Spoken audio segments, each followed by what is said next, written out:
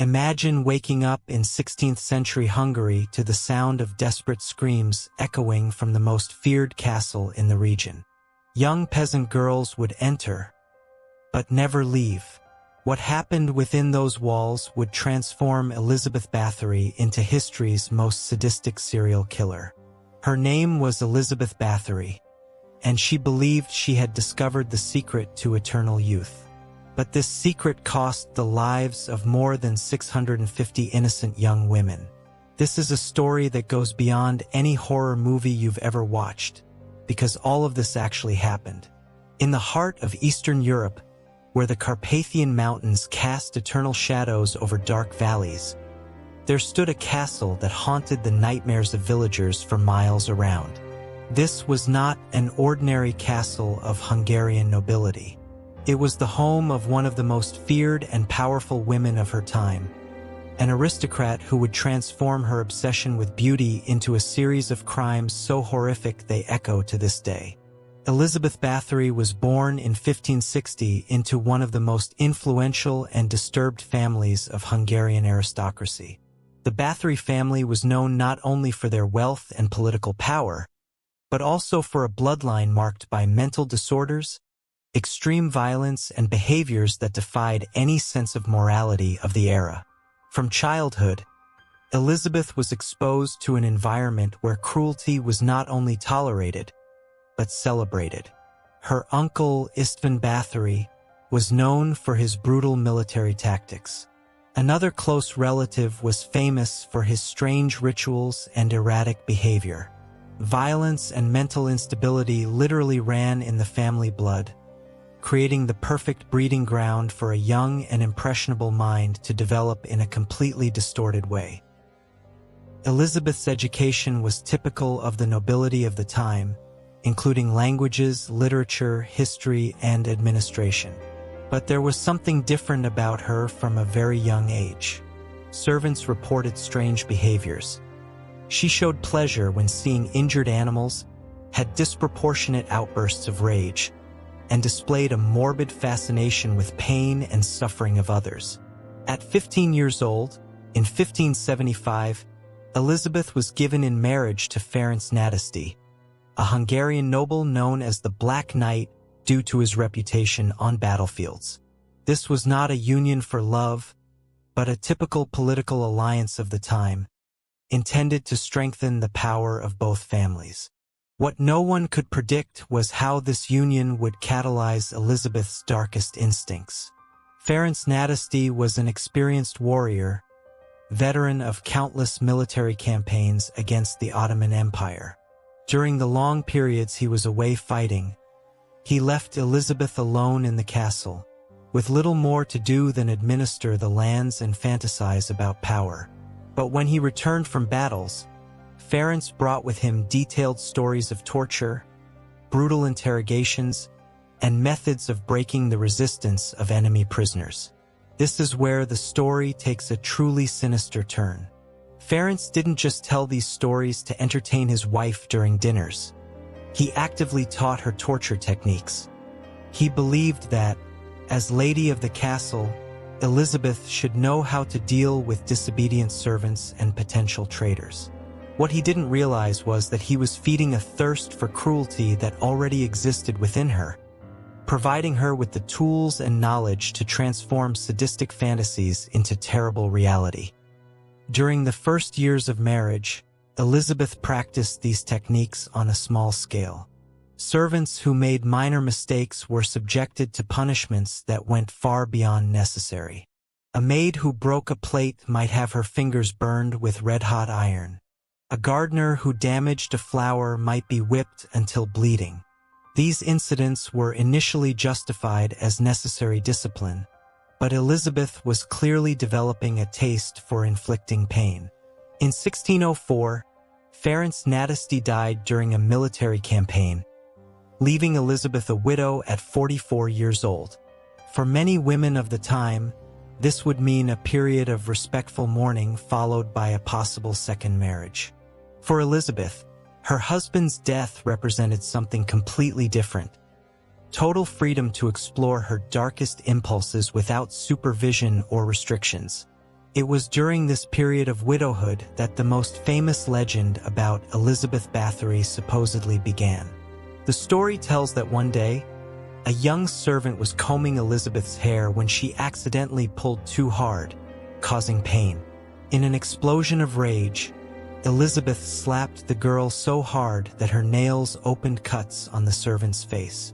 When blood splattered on Elizabeth's hand, she watched fascinated as she cleaned the blood from her skin. At that moment, Elizabeth swore that her skin seemed younger and more radiant where the blood had touched. Whether this story is true or not, we'll never know for certain, but it marked the beginning of an obsession that would completely consume Elizabeth for the next 10 years of her life. She had found, or so she believed, the secret to eternal youth. From that moment, Elizabeth began systematically experimenting with human blood. Initially, these experiments were relatively small. Minor cuts on servants, collection of small amounts of blood for topical application. But like any addiction, the need for more intensity grew constantly. What began as small cuts evolved into more serious wounds, and eventually into calculated and ritualized murders. Sadistic Castle, located in what is now Slovakia, became the main stage for this carnage. Elizabeth systematically transformed parts of the castle into elaborate torture chambers. The basement was converted into a dungeon with individual cells where victims were kept. Special rooms were equipped with carefully selected torture instruments. Branding irons, long needles, suspended cages, whips with metal tips, and instruments for cutting and piercing human flesh. But the central element of this entire operation was the special bathtub Elizabeth had constructed. Made of metal and designed to retain heat, this bathtub was specifically created for the blood baths that would become Elizabeth's trademark. The tub was large enough for Elizabeth to completely submerge herself, and had a drainage system that allowed for easy cleaning after each use. Elizabeth's victims were carefully selected. Initially, she focused on local peasant girls, young women between 12 and 25 years old who could be easily lured to the castle with promises of work, education, or simply food during difficult times. The social position of these young women offered limited legal protection. If a peasant girl disappeared, few questions would be asked, and even fewer investigations would be conducted. Elizabeth developed an elaborate system to attract victims. She sent emissaries to neighboring villages looking for young women suitable for work at the castle. The criteria were specific. They had to be virgins, physically attractive, and preferably with fair skin and blonde hair. Elizabeth believed that virgin blood had superior properties for preserving youth, a belief that, however absurd it may seem today, was shared by many at the time. Once the young women arrived at the castle, they were initially treated well. They received decent food, clean clothes, and even some basic training in domestic tasks. This initial period served two purposes. First, it allowed Elizabeth to observe and select which girls would be the next victims. Second, it maintained appearances for any visitors or authorities who might ask questions about the welfare of the young workers.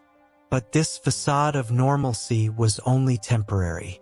When Elizabeth decided she was ready for her next victim, the selected young woman would be taken to the lower chambers of the castle during the night. What happened next was so systematically cruel that it defies imagination. Elizabeth didn't simply kill her victims quickly to collect blood. She had developed an elaborate and ritualized process that maximized both the amount of blood collected and her own sadistic satisfaction. Torture sessions could last hours or even days, depending on the victim's resistance and Elizabeth's mood. The torture methods were varied and progressively intense. Elizabeth might begin with minor burns using red-hot irons, causing intense but not fatal pain. She used long needles to pierce sensitive parts of the body, always being careful to avoid vital organs that would cause quick death. Whippings were common, but Elizabeth preferred modified whips with small metal hooks that tore flesh with each blow. Throughout this entire process, Elizabeth carefully collected the blood flowing from the wounds. She had developed specific techniques to maximize blood flow without causing premature death. The blood was collected in special basins and then transferred to the bathtub where Elizabeth would perform her ritual baths. But Elizabeth didn't limit herself to just bathing in blood. Surviving witnesses reported that she also drank the blood, believing that ingestion would enhance the youth-preserving effects.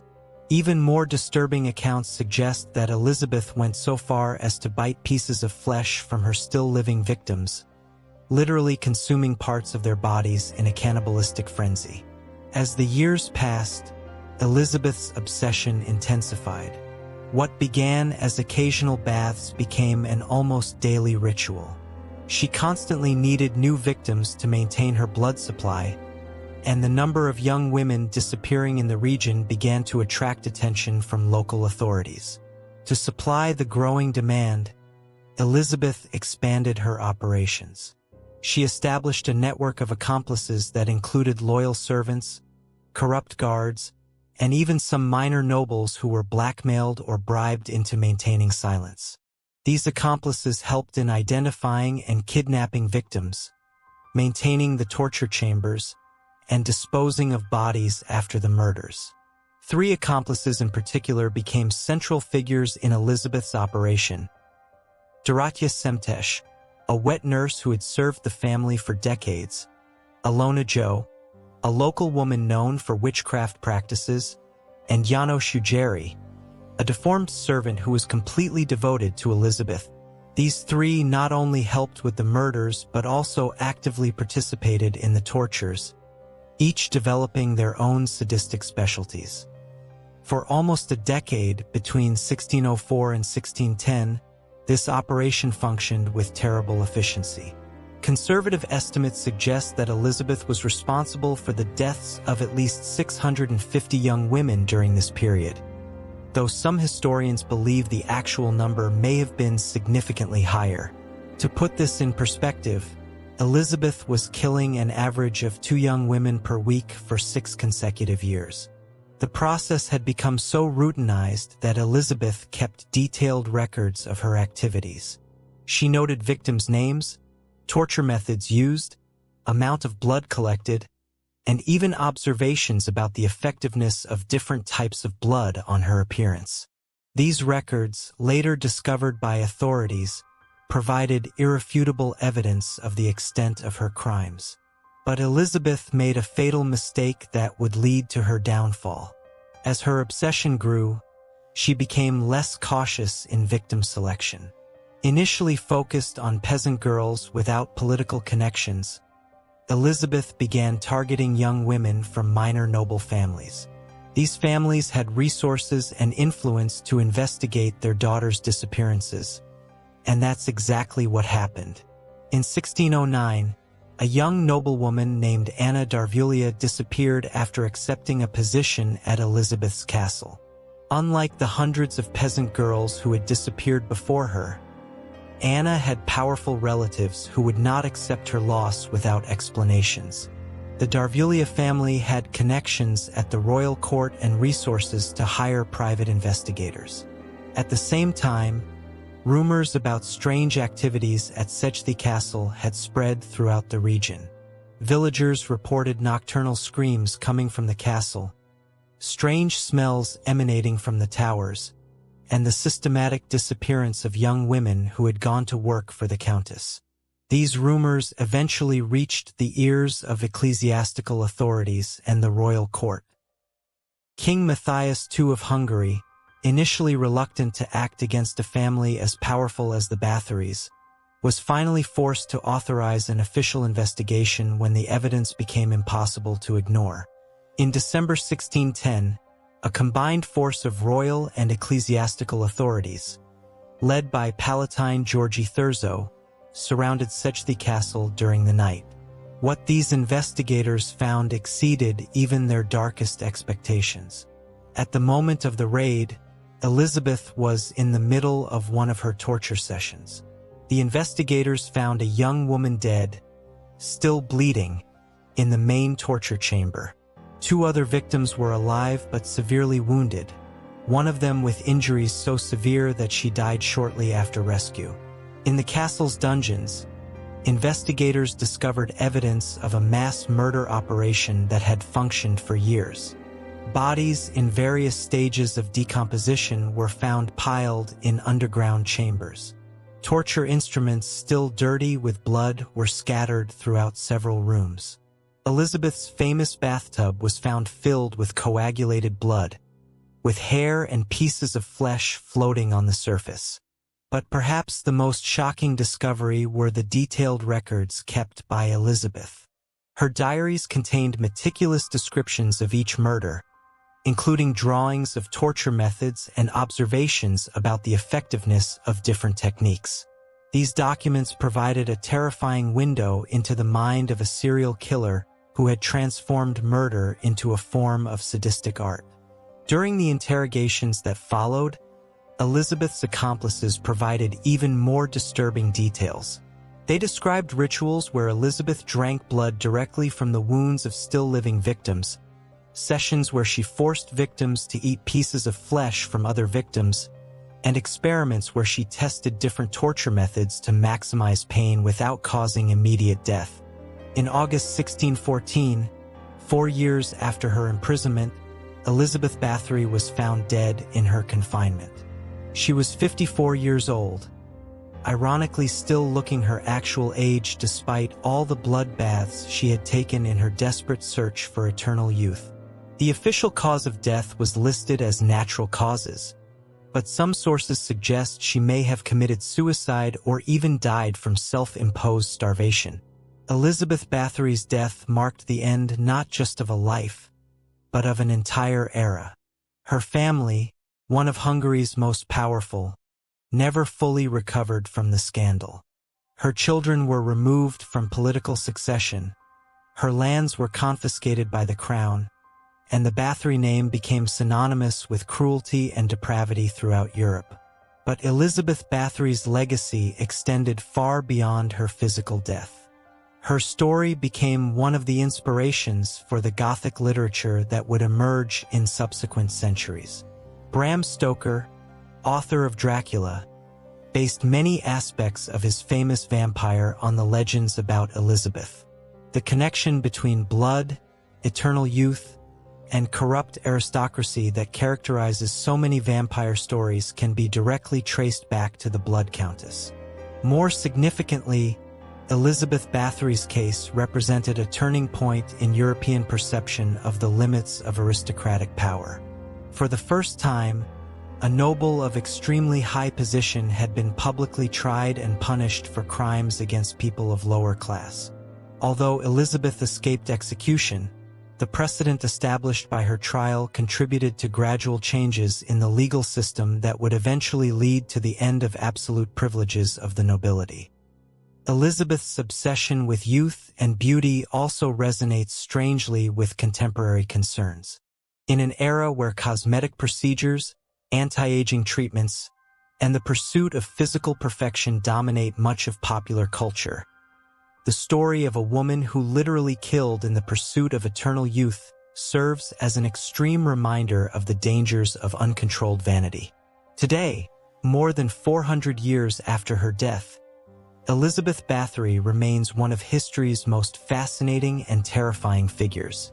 She represents the convergence of absolute power, personal obsession, and systematic cruelty in a way that continues to capture public imagination. Her castle still exists, now as a haunted ruin that attracts morbid tourists from around the world. Elizabeth Bathory's story forces us to confront uncomfortable questions about human nature, the dangers of unlimited power, and the extremes to which someone can go in pursuit of impossible goals. She achieved her twisted form of immortality, not through the bloodbaths she believed would preserve her youth, but through the eternal infamy that her unprecedented cruelty guaranteed. Elizabeth Bathory died as she had lived, alone, obsessed, and consumed by the same vanity that had destroyed hundreds of innocent lives. Her quest for eternal youth cost her everything. Her family, her position, her freedom, and ultimately, her own life. She remains as a dark warning about the prices we pay when we allow personal obsessions to overcome our basic humanity. Was Elizabeth Bathory truly the most sadistic serial killer in history? Or was she the victim of a cruel political conspiracy, framed by those who feared her wealth, her power, and her independence in a world ruled by men? Over 600 victims, torture, blood, madness, or maybe just stories, twisted, exaggerated, and immortalized in fear. History is written by those who survive it, but whispers never die. So we ask you, do you believe she was the Blood Countess, or something far more tragic? Let us know in the comments. And if you crave the forgotten, the feared, and the forbidden, subscribe to Whispers of the Past, where history bleeds into legend. Until next time, stay curious and stay in the dark.